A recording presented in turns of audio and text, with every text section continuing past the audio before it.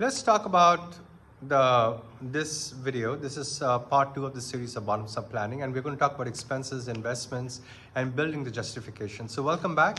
Last week we talked about approaching the bottom-up planning with empathy and collaboration. And this week get very specific about how to evaluate the expenses and how to review the investments that functional leaders are requesting, and how to help them build compelling justifications. You're also in the helping process here. Here's what I've observed. Most CFOs, they evaluate bottom-up requests through a purely financial lens. Does the ROI pencil out? Can we afford it? How does it compare to other requests? That is necessary but not sufficient. You also need to evaluate requests through a strategic lens, an operational lens, and a risk lens. So let me walk you through a comprehensive framework for evaluating bottom-up expense and investment requests. First, you need to categorize requests into 3 buckets. Not all requests are equal. Some are essential to keeping the business running. Some are important for growth.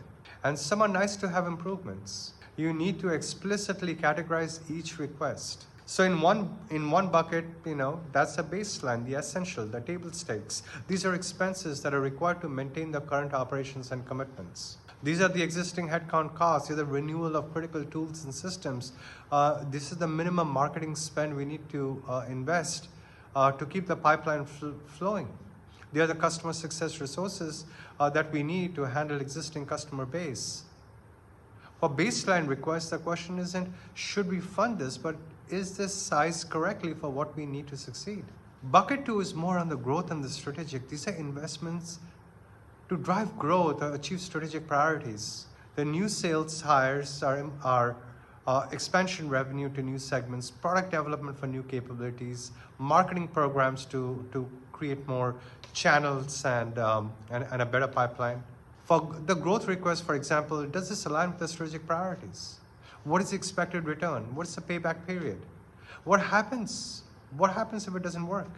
And then the third piece is more of the optimization. These are investments to improve efficiency, productivity, capabilities, and these are new tools that we might get from the market or internally to automate the process. Establish training programs, infrastructure improvements, better analytics capabilities. Okay, so when you start going through those little programs in that bucket, you ask questions like, what is the ROI in terms of time savings or productivity gains? How does this compare to other improvement opportunities? Can we defer this without material business impact? I have observed that when you explicitly categorize requests, it becomes much more easier to have productive discussions about trade-offs. You can say, we are funding 100% of essential expenses. Great.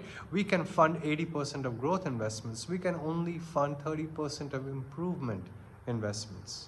So let's go ahead and prioritize within each category. Second, use a consistent evaluation framework. For every significant request, I ask functional leaders to answer these questions. What specific business problem does this solve, or opportunity does it produce? Don't tell me you need 3 more engineers. Tell me what those engineers will enable. New features, faster product velocity, technical debt reduction, new positioning in the market. Be specific about the business impact. What is the expected quantitative impact? Think about it. Will it help in increasing the revenue, reducing the cost, create more efficiency in the systems, reduce risk? Put numbers on it. If marketing wants $500,000 for a new program, what pipeline will it generate? If sales wants 10 more reps, how much incremental bookings will they deliver? What is the timing of cost versus benefits?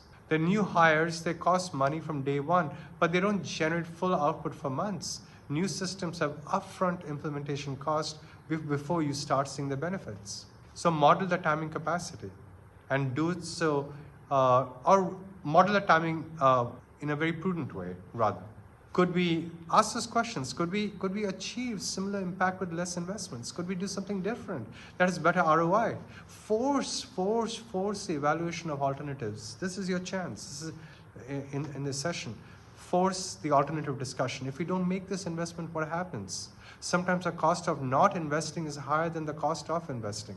If we don't hire customer success capacity and the customers start churning, then that becomes very expensive. Look at it that way as well. Quantify the downside of not investing. Let me give you a personal example of how this framework ought to work. The head of product, they requested 3 additional engineers at $250,000 each, fully loaded. That's a $750,000 total investment. So let's use our framework, a case study. The technical debt is slowing development velocity and creating quality issues. That's a problem. The quantitative impact, the current velocity is 12 story points per sprint. The technical debt work would increase velocity to 16 points per sprint, a 33% improvement. That means we could deliver 30% more features with the same team, or the same features 30% faster. Timing. Engineers start immediately. Productivity improvement begins in month 4 as debt gets paid down. The full impact is felt by month 9, right? So that's one scenario, but could we hire contractors for 6 months to accelerate our debt pay down? Or we could allocate 30% of the existing team to technical debt work, but that means pushing out the roadmap day, by 4 months maybe. So risk of not investing is just as important. Velocity continues to decline as debt accumulates, technical debt accumulates. In 12 months, we might be at 8 points per sprint. Product quality degrades, leading to customer issues. And when product presents it in this way, the investment made sense. We could see the ROI, we could understand the timeline, we could evaluate the alternatives. We approved 2 of the 3 engineers immediately and agreed to revisit the 3rd after 6 months based on results. That's what good justification looks like. It's rigorous, it's specific, and it enables good decision making. 3rd, calculate and compare the ROI across requests. When you cannot fund everything, you need a way to prioritize. ROI is one important metric. It's a very important input, though not the only one. Here's how I calculate ROI for different types of requests. For revenue generating investments like sales or marketing, the ROI is simply the incremental, things at the incremental revenue times the gross margin percentage minus whatever the investment cost are, and you divide it by the investment cost. So for example, to keep the math simple, $1 million marketing investment will generate $4 million in pipeline, 25% close rate. So the $1 million incremental revenue at 75% margin will have a $750K gross profit. But the customer LTV is 3x the annual revenue, so the lifetime ROI is about $2.2 million. So let's look at the efficiency investment. If you look at the time and the cost savings associated with time, you have to build that into the model as well. If someone comes to you and says, okay, I need a tool, build a product tool, your question is, how much time will it save? Will it make us more efficient? Will it make us more effective? And you go through that intellectual rigor with the engineering team, with the product team, and even with some of the functional business leaders. And you assess the probability of timely deployment or delayed deployment, and you weigh that all in terms of what your investment ROI is against the investment that you're making. And once you start getting your arms around those questions and establishing that rigor, then you will be able to surface ROI, either a shadow ROI or direct ROI, consistently across different types of investments. It becomes much easier to make apples to apples comparison and prioritize objectively. The 4th element I would say is, consider the strategic value beyond pure ROI. Some investments have strategic importance that goes beyond financial return. Entering a new market segment might have low ROI in year 1, but it's essential for the long-term positioning. Building a capability might not pay back immediately, but is foundational for future's growth. So I evaluate strategic value by asking a few questions. Does this investment align with our top 3 strategic priorities? Does it build a capability we'll need for the next phase of growth? Does it position us competitively in a way that is hard to quantify financially, but clearly important? And you make strategic value decisions explicit in your evaluation. Don't pretend it's all about ROI, when strategic considerations are actually driving the decision. Finally, create the transparency about constraints and trade-offs when you are evaluating a bottom-up request. Be transparent with your functional leaders about the constraints you're working within and the trade-offs that you are kind of navigating. And I do this by sharing context. Here is your cash position. Here's your burn rate. Here's your cash position and your burn rate, how much runway we have. I share all of that information. Based on our top-down plan, we have X dollars available for growth investments across all functions to add, and that way it keeps our runway fixed. If we have received requests, and that means that we have to prioritize and make harder choices within the constraints of the envelope. When functional leaders, they understand the constraints, they are more reasonable in their requests and they're more willing to prioritize within their own budgets. So let me close with this. Evaluating bottom-up expenses and investment is not about finding reasons to say no.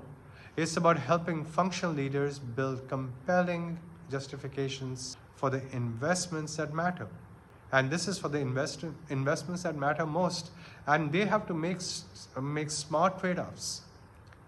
Given the constraint, in the top-down planning, if you recall, I talked about setting those ambitious targets. In this bottom-up process, you're figuring out what are the investments that are required to achieve those targets, what is the return on investment on these initiatives, and how to optimize a portfolio of investments across the company and not risk the runway too much. So the next week, we'll talk about the critical final step, which is aligning the bottom-up plans with the top-down objectives, negotiating the remaining gaps, and building the consensus around a plan that the entire leadership team, they commit to and they execute against. So I look forward to seeing you in video 3. Take care. Bye-bye.